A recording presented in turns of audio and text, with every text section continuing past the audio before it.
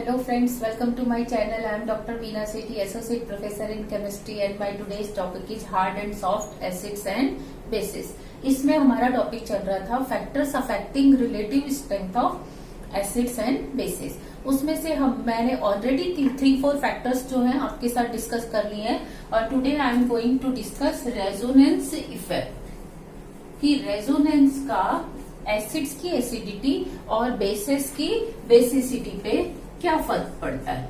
आप ये देखिए कि ये क्या था, सिंपल बेंजोइक एसिड था जिसमें ये OH बॉन्ड में से H बाहर निकलता था और इसकी अपनी एक फिक्स क्या थी, एसिडिटी थी जो इस बेंजीन के कारण जितनी भी थी, सपोज वो X थी। लेकिन अब इस बेंजीन रिंग के साथ मैं क्या करूं कि या तो इलेक्ट्रॉन डोनेटिंग ग्रुप या इलेक्ट्रॉन विड्रॉइंग ग्रुप क्या करूं, मैं इसके ऊपर अटैच कर दूं। तो मेरे पास दोनों की तीन पॉसिबिलिटी होती है कि या तो वो ऑर्थो पोजीशन पे हो या मेटा पे पोजीशन पे हो या पैरा पोजीशन पे हो। तो मैंने इन तीनों स्ट्रक्चर्स में क्या किया, इलेक्ट्रॉन विड्रॉइंग ग्रुप जो कि बेंजीन से क्या कर रहा है, इलेक्ट्रॉन को विड्रॉ कर रहा है। तो मैंने कहाँ लगाया है, इस वाले में ऑर्थो पे लगाया, इसमें मेटा पे लगाया, इसमें मेटा पे और इसमें पैरा पे लगाया। इन तीनों स्ट्रक्चर्स में मैंने क्या किया, इलेक्ट्रॉन रिलीजिंग ग्रुप जो कि बेंजीन रिंग में क्या कर रहा है, इलेक्ट्रॉन्स को और इंक्रीज कर रहा है। तो मैंने क्या किया, यहाँ पे मेटा पे, यहाँ ऑर्थो पे और यहाँ पैरा पोजीशन पे लगाया। तो इसका क्या फर्क पड़ता है और कैसे फर्क पड़ता है, हम इसको जानने की कोशिश करते हैं कि जैसे ही ये नाइट्रो ग्रुप क्या करता है, क्योंकि इलेक्ट्रॉन विड्रॉइंग ग्रुप है, इसमें ये ऑक्सीजन ज्यादा नेगेटिव एटम है, ये इससे क्या करते हैं, इलेक्ट्रॉन्स को विड्रॉ करते हैं। तो नाइट्रोजन किससे करता है, बेंजीन से करता है, ये बेंजीन यहाँ से करता है, ये किससे करता है कि जैसे ये H+ निकल के गया है तो ये यहाँ पे माइनस है तो ये इस माइनस से करता है, यहाँ माइनस के इलेक्ट्रॉन इधर आ जाते हैं। तो ये जो इसका माइनस चार्ज है वो घूमते घूमते क्या होता है, यहाँ इस ऑक्सीजन तक आ जाता है। ये O पे माइनस चार्ज या तो इस पे दोनों में बराबर बराबर वो घूमता रहता है, यानी कि डीलोकेलाइज्ड रहता है और ये स्ट्रक्चर बन जाता है आपका कुछ इस तरीके से।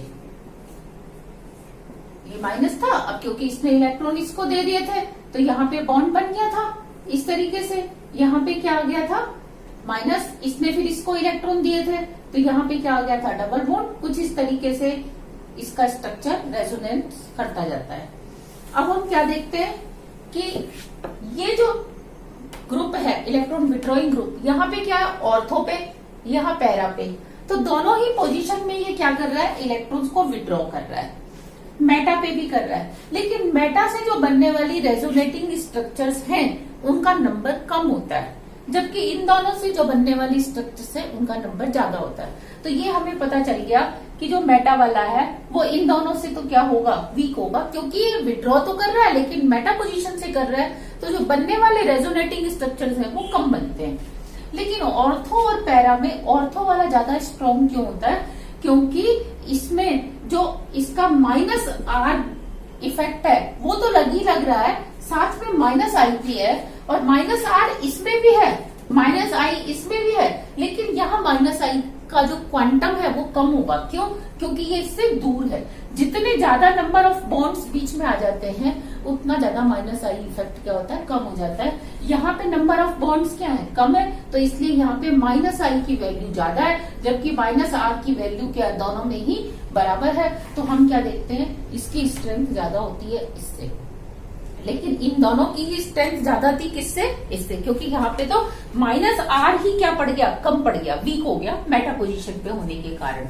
और यहाँ कोई ग्रुप ही नहीं है तो इसलिए क्या होगा, ये इन तीनों से ही क्या होगा, वीक होगा। लेकिन जब इलेक्ट्रॉन डोनेटिंग ग्रुप जुड़ जाते हैं तो वो तो उल्टा क्या करते हैं, यहाँ तक इलेक्ट्रॉन डेंसिटी बढ़ाते हैं तो ऑक्सीजन पे ज्यादा हो जाते हैं। ऑक्सीजन को हाइड्रोजन से लेने की जरूरत ही नहीं पड़ती, तो कम अमाउंट में हाइड्रोजन आयंस बाहर निकलते हैं। तो ये तीनों एसिड पहली बात इससे वीक होंगे जब इलेक्ट्रॉन रिलीजिंग ग्रुप अटैच्ड है।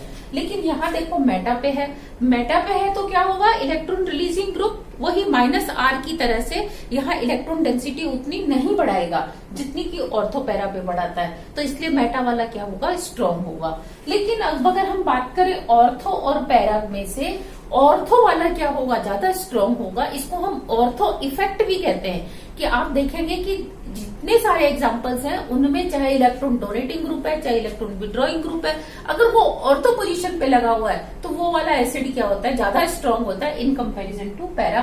तो इसीलिए यहाँ पे ऑर्थो इफेक्ट लगता है और इस ऑर्थो इफेक्ट के कारण ये क्या हो जाता है, ज्यादा स्ट्रांग। तो अगर हम इनको अरेंज करना चाहें तो इनकी क्या सीक्वेंस बनती है, number 1, number 2, 3, 4, 5, 6, 7।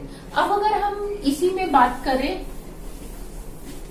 Phenol and ethanol की, अगर हमें एक्सप्लेन करना है कि इथेनॉल जो है वो न्यूट्रल है, it is a neutral molecule, जबकि जो फिनॉल है ये क्या है, एसिडिक। वाई एसिडिक क्यों है, इट मीन्स ये ज्यादा H+ आयन देता है, क्योंकि यहाँ बेंजीन रिंग कैसे इफेक्ट डाल रही है, एक तो माइनस R की तरह से माइनस I कर रही है इस पे, तो ये इससे इलेक्ट्रॉन खींच रहे हैं। दूसरा, जब ये H+ दे देगा तो कौन सा आयन बनने वाला है, फिनेट आयन बनने वाला है। ये फिनेट आयन क्या होगा, इसमें रेजोनेंस करके इधर से इधर, इधर से इधर और इधर से इधर डिलोकेलाइज हो जाता है, तो ये स्टेबल हो जाता है। जबकि इसमें एक तो ये +I इफेक्ट है, इलेक्ट्रॉन दे रहा है तो इसको इससे विड्रॉ करने की जरूरत ही नहीं है, कम अमाउंट में निकलते हैं। और जब ये निकल भी जाते हैं तो आपके पास जो आयन बचता है वो क्या होता है, इथॉक्साइड आयन।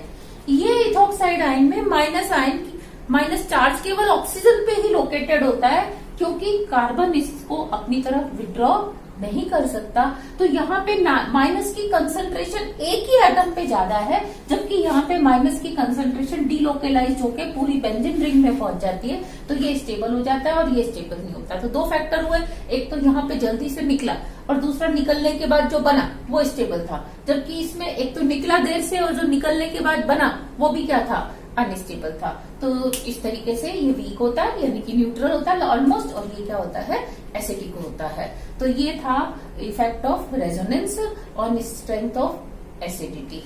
इसके नेक्स्ट वीडियो में हम जो देखेंगे वो लास्ट फैक्टर्स देखेंगे, चार्ज और ऑक्सीडेशन स्टेट, और उसके बाद हम देखेंगे factors of relative strength are charge और स्पीसीज, यानी कि कोई स्पीसीज है उसके ऊपर जितना चार्ज है वो भी अफेक्ट करता है relative strength of acids and bases. जैसे +3 आयन है, +2 है, +1 है, कोई भी, तो +3 आयन क्या होगा, स्ट्रॉन्ग लुईस एसिड होगा इन कंपैरिजन टू +2 एंड +1। लेकिन अगर आप बेसिसिटी देख रहे हैं तो -1, -2, -3 में क्या होगा, -3 के पास ज्यादा चार्ज है, वो इजीली इलेक्ट्रॉन डोनेट कर सकता है, तो इसीलिए इसकी क्या होगी, बेसिसिटी ज्यादा होगी और इसकी एसिडिटी क्या होगी, ज्यादा होगी। Next and last most factor is oxidation number of central atom. This is a very important factor. इसमें हम क्या देखते हैं कि मैंने ये लिया phosphoric acid, hypophosphoric acid and phosphorous acid. इसमें हम क्या देखते हैं कि यहाँ फॉस्फोरस की ऑक्सीडेशन स्टेट इज +1। कैसे कि OH के कारण +1 है, हाइड्रोजन के कारण -1 है, तो ये कैंसिल हो गई। लेकिन इसके कारण क्या है, -1, और इस ऑक्सीजन डबल बॉन्डेड ऑक्सीजन के कारण +2, तो कट के कितनी रह जाती है, +1। यहाँ इस फॉस्फोरस में इस OH और इस हाइड्रोजन के कारण तो कैंसिल हो गई, लेकिन इसके कारण +1 और इस डबल बॉन्डेड ऑक्सीजन के कारण +2, तो ओवरऑल +3। यहाँ पे पांचों ही वैलेंसी के कारण क्या आ रही है, +1, तो ओवरऑल +5। तो यहाँ आप देखो, जब फॉस्फोरस पे +5 चार्ज है, ऑक्सीजन पीछे क्या है, माइनस इलेक्ट्रॉन विड्रॉइंग ग्रुप है, इसकी नेगेटिविटी ज्यादा है, तो ये इससे क्या करेगा, इलेक्ट्रॉन्स को विड्रॉ करेगा। तो जब फॉस्फोरस तीनों ऑक्सीजन से इलेक्ट्रॉन विड्रॉ करेगा तो ये तीनों किससे करेंगे, हाइड्रोजन से करेंगे, और हाइड्रोजन जो है क्या होगा, इजीली बाहर निकल जाएगा। तो this will be the strongest acid, then this, तो ये नंबर 1, नंबर 2, नंबर 3। नेक्स्ट मैंने लिया है क्लोरीन के ऑक्सी एसिड। क्लोरीन के ऑक्सी एसिड में आप ये देखिए, ये है hypochlorous acid, chlorous acid, this is hypochloric acid and this is chloric acid, perchloric acid. Actually this is chloric acid and this is perchloric acid. तो हम इसको क्या कहते हैं, यहाँ क्लोरीन की ऑक्सीडेशन स्टेट है +1, यहाँ पे है +3, +2 इधर से, +1 इधर से, इसकी है +5, +2, +2, +1। यहाँ पे +2 +2 +2 और इसके कारण +1 +7। तो ये जो हाइपोक्लोरस एसिड है this is the weakest acid, क्योंकि इसमें क्लोरीन बजाय इलेक्ट्रॉन इससे विड्रॉ करे इसको देगा, क्योंकि क्लोरीन की नेगेटिविटी क्या है, कम है, इसकी 3.5 इसकी 3। अब यहाँ देखो क्लोरीन के पीछे ऑक्सीजन है, तो ये ऑक्सीजन की 3.5 है, इसकी 3 है, तो क्लोरीन इसको दे देगा। तो क्लोरीन अब क्या करेगा, इससे विड्रॉ करेगा, तो ये इससे विड्रॉ करेगा H+ आसानी से। यहाँ दो ऑक्सीजन क्या कर रहे हैं, क्लोरीन से विड्रॉ कर रहे हैं, इसके ऊपर +5 चार्ज है, तो ये बहुत ज्यादा ऑक्सीजन से विड्रॉ करेगा, यहाँ और ज्यादा H+ आयन निकलेंगे। यहाँ 3 ऑक्सीजन जुड़े हुए हैं क्लोरीन से, क्लोरीन पे +7 चार्ज है, ये बहुत ज्यादा विड्रॉ करेगा इससे, और जब ये इससे विड्रॉ करेगा तो बहुत ज्यादा OH निकलेंगे।